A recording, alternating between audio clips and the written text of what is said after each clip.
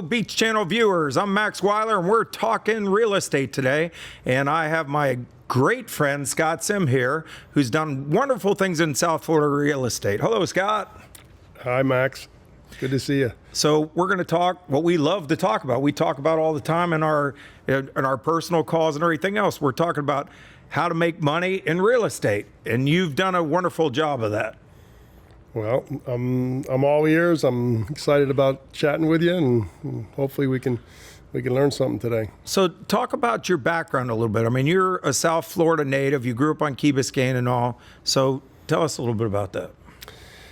Well, as it relates to real estate, I started in the real estate business when I was in college. I went to undergraduate at Duke, and I would do internships during the summer with a lot of local Miami real estate people. But I met a guy named Chip Chesson, who was a big advocate of the athletes at Duke, and he was a developer in Raleigh, Durham, North Carolina.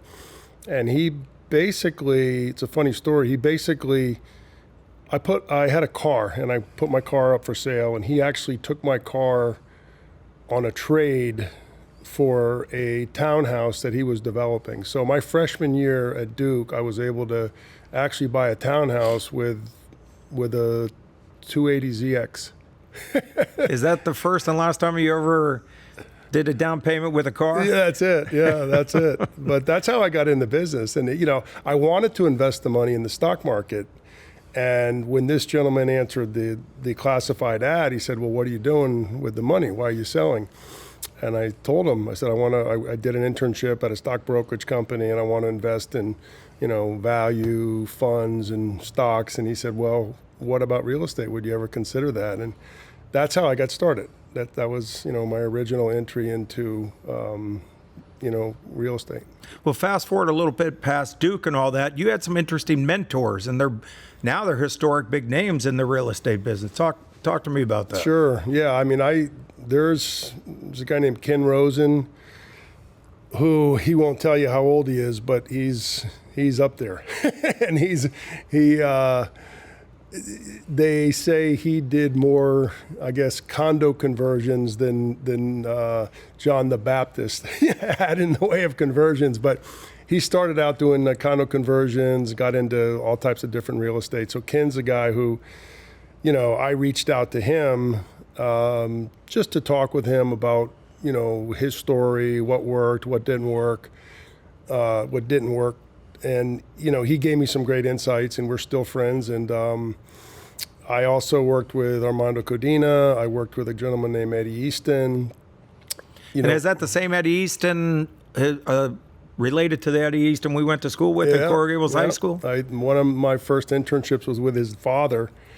I just drove by, actually yesterday, the old office at 300 Greco, which is in Coral Gables, right near where we went to high school together, by Coral Gables High School. And now they have a big, 200-unit apartment complex built on top of that site. But I ran into Eddie once in a while. He's taken over for his father. Is his father still working, or he's retired? Honestly, I haven't communicated with them in a while, but I know they're doing well. And, that whole West State market, and I know that you and I talked about industrial real estate, they've done really well in penetrating that market. And it's been funny watching, Armando Codina started out doing office buildings on Brickell, and then he saw this West State opportunity, moved out there, and well, let's put this into categories a little bit. So first, you started, and from our conversations, you started in warehousing in that West State area. You worked with Easton, you got to know that stuff, and then you started purchasing, right?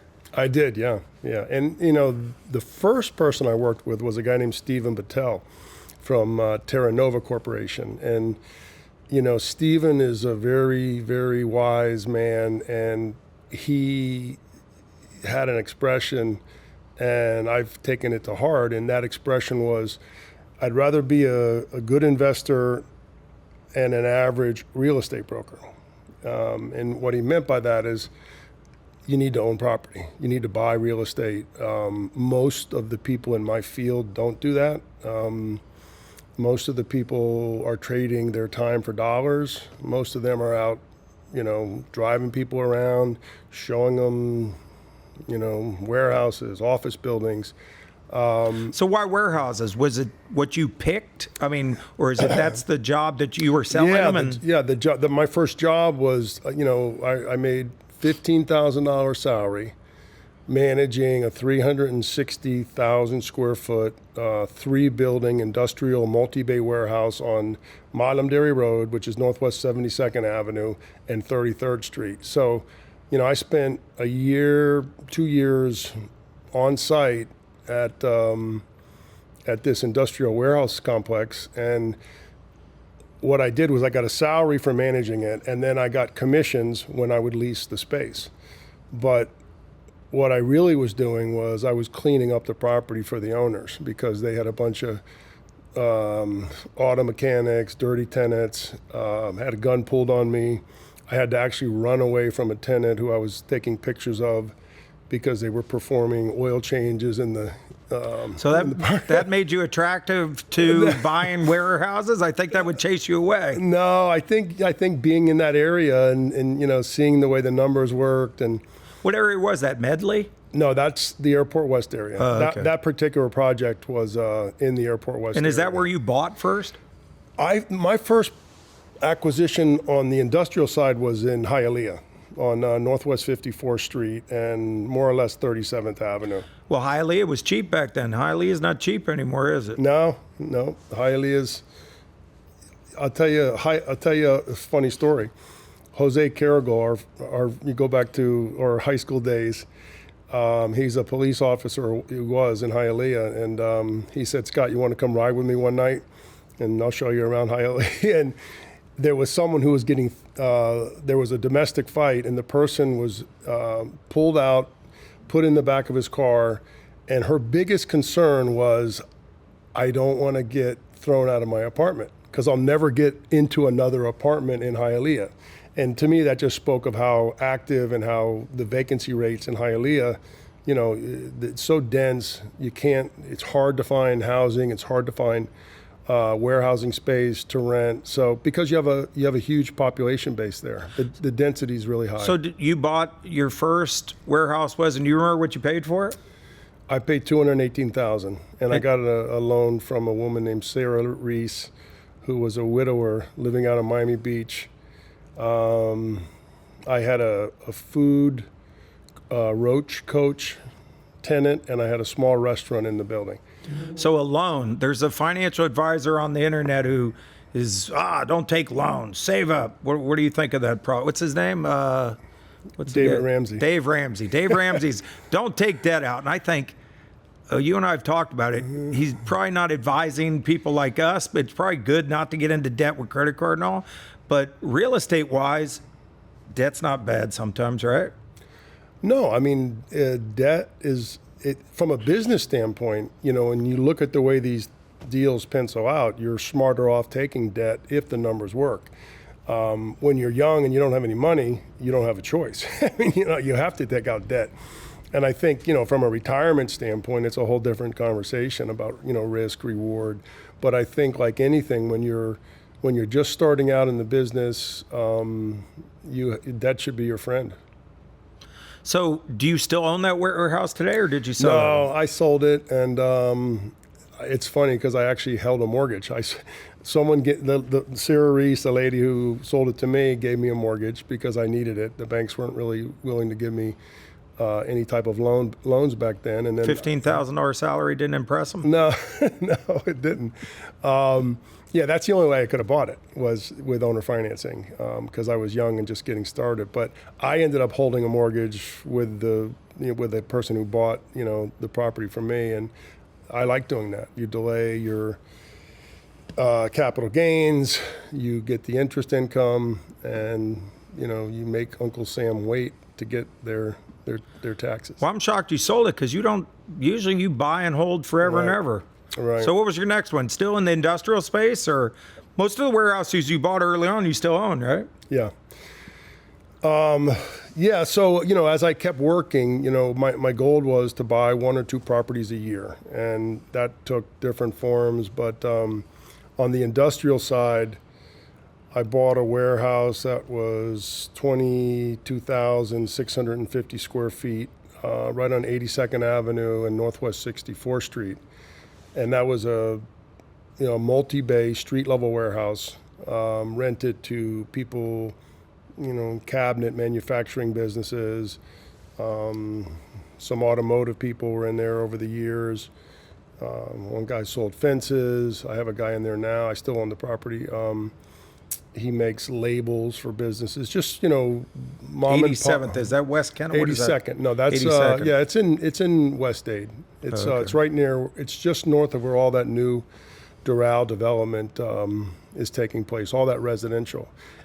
So you were hearing what Cadino was saying, and Easton, and all these people who are historic real estate people. Did they predict how the growth that we've seen now, 35 years, 40 years later? Could they imagine what's happening out there now? No, I don't think so, Max. I mean, it's the last 3 years have moved so quickly. Appreciated so quickly. I don't think anyone could have predicted this. I mean, just by way of example, that building I just described to you, I bought that for $24 a square foot. So that was my price per square foot. The rents in today's market for that building are $20 a square foot. So So you used to be able to buy them for what you can rent them for now. Exactly. Yeah, Exactly. wow. No, it's Crazy. I mean, in fact, the average price per square foot on the industrial market last year was about $229 per square foot. Well, That's almost, you could buy like office buildings for that at some point. Yeah. I mean, not too much anymore, but well, got to keep moving this thing forward. So warehouse space, you did well there. You bought some of that. Then residential. You got into the residential thing. You got a picture here of something which you sent. Is this a house that you all have listed now? Or talk about how you're in the residential now. You and Belinda Right. Yeah, so my wife Belinda, what happened was when we got married, she really enjoyed. Then we bought a house pretty shortly after we got married. It was like '92, and she really enjoyed. She was working for Dade County in their IT department, and she really liked the business. She was working with me on some of the properties that I had acquired, and she fell in love with the business, the process. Well, I remember she was a little hesitant though, because leaving a government job with the pension thing and the great and the vacation time and everything else, it's kind of hard to make that transition from steady paycheck to go eat what you kill. Yeah. Well, it's interesting because the Miami-Dade County, they give you, I don't think intentionally, but they give you a little leeway on your timesheets. So if she was working 9 to 5 there, she probably could get her work done in 3 to 4 hours. So she was able to leverage that a little bit to help get into the business, Right. and learn it and become a top producer. And not every year, but many years she's been the number one residential agent in the form of number of homes sold in Coral Gables, which is a pretty neat accomplishment. Well, Coral Gables, you talk about changes in the industrial space. Coral Gables has changed dramatically since she started. Absolutely. Entry point now in most of the neighborhoods in Coral Gables, $1 million minimum, right? Minimum, yeah. I mean, I'm looking at these pictures. I don't know. That's a house that every picture I've seen has been a house. That's Luanga, right? Yeah. Oh, okay. That's your original house. Yeah. So a lot of people, I think this Ramsey guy talks about buying real estate, and then when you're ready to move up, you move up to the next one. That's exactly what you did on that house, right? You lived there for 10 years, and then you bought a bigger house, and then you rent that one now to this day. Yeah, so these are houses we own that are going along the screen there. But yeah, that original one on Luanga, we had a plan where we had bought these warehouses. The warehouses were producing income. The income would sustain the purchase of the houses. So we would buy these houses. We really looked at them as covered land plays. We tried to buy older, somewhat dilapidated houses in Coral Gables with large lots, 7,500 square feet, 13,000 square feet. We actually bought some properties on the water. 18,000 square feet. We would try to get big lots, like 2 or 3 lots that were put together. And not necessarily because they were cash flowing, but because we wanted to, create equity and appreciation.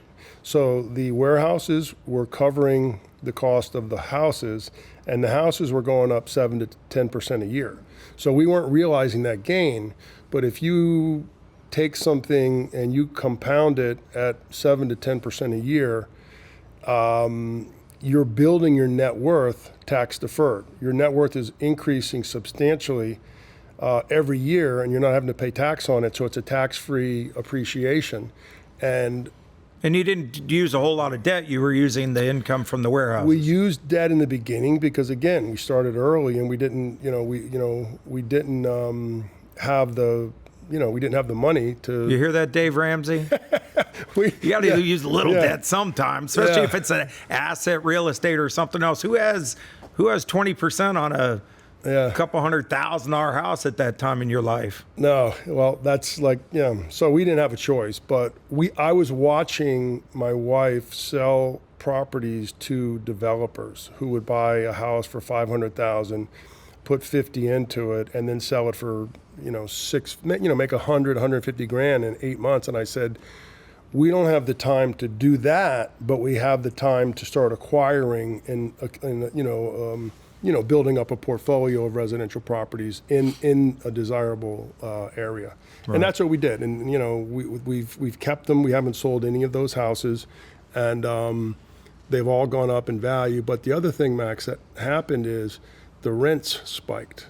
So what was originally... Well, hold on, let's get to that. But you mentioned 5 to 7 or 7 to 8% appreciation. I think historically it's 5, but from 2018 to now, it was on steroids. It was, those neighborhoods have tripled, right? Absolutely. Mm-hmm. Absolutely. If you own properties, in those markets... Well, mention those markets. What, Coral Gables, South Miami, Pinecrest? Coral Gables, Coconut Grove, South Miami, Pinecrest. COVID brought a ton of people into this town, a ton of people with money into this town from the Northeast. And, people were buying properties off of the internet.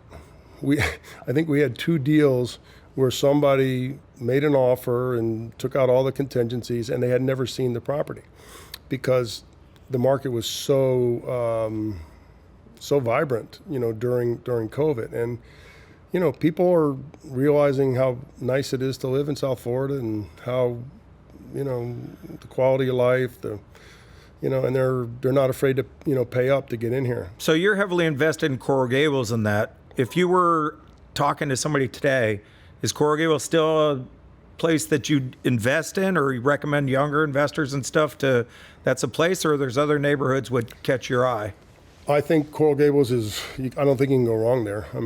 There's no vacant lots. If you see a vacant lot, it's a house that's been demolished. And, Max, all this stuff is supply and demand. I think 5 years ago, there were 8 vacant lots in the city of Coral Gables. And the city stepped in and said, we're going to buy those and we're going to turn them into parks. So now you'll see, these small residential 10,000 square foot lots that have been converted into parks. And that was a smart thing to do, but it just talks about the scarcity of land. So in this whole market, the Miami market, the South Florida market is driven by supply and demand. We're limited. Well, right now, what demand? We got to...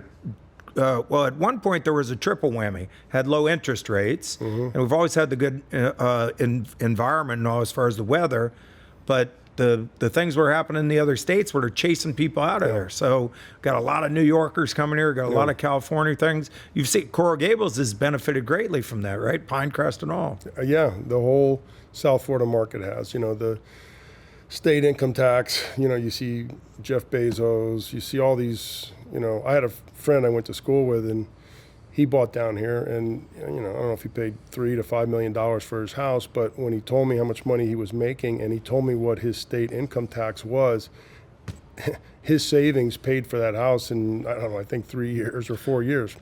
My favorite guy is our new resident, relatively new, is Ken Griffin. Ken Griffin, yeah. He's the one who the mayor said, he was complaining that the crime was bad and all. He went to the mayor, and what he said, hey, you got to fix this. And she goes, if you don't like it, move. And he moved. Oh, from New York, yeah. Yeah, no, from Chicago. Oh, from Chicago. Yes, Yeah. yes. And now he's just done wonderful things here. He donated $50 million twice to 2 cancer areas here. Yeah. He's been really great. Doing a lot of building, too, in Miami Beach area. Miami Beach and Brickell. He's got a piece of Brickell there. Yeah, where he's doing a on. major project on Brickell. And, it's not just him. It's all his people. I mean, his employees make a lot of money, and that brings a lot of disposable income into the city, into Miami, and they're all buying in the areas that we've been talking about. He's a high-profile guy and all that, and his company has been very successful, but there's a lot of people underneath that who have a lot of money who are coming from those places too, right? Yeah. You see a lot of that? Yeah, we do. I mean, there may be 50 to 70 people when a firm like that, moves in, that are making, more than $1 million a year. So again, they have a lot of disposable income, which means they're buying big, expensive houses, and they're putting their kids in, private schools. Yeah, or and public the quality schools. of the restaurants have gotten better, and everything seems to be getting better. Mm-hmm. So, I mean, we talked about real estate. This is Real Estate Show and all. You've done very well in real estate. Part 2, we're going to do part 2 of this, but we're going to talk more about wealth and investing and all in that next one. But Beach Channel viewers, been with Scott Sime here talking real estate in South Florida. Thank you for tuning in, and check out part 2 when we talk about how to get wealthy from this stuff.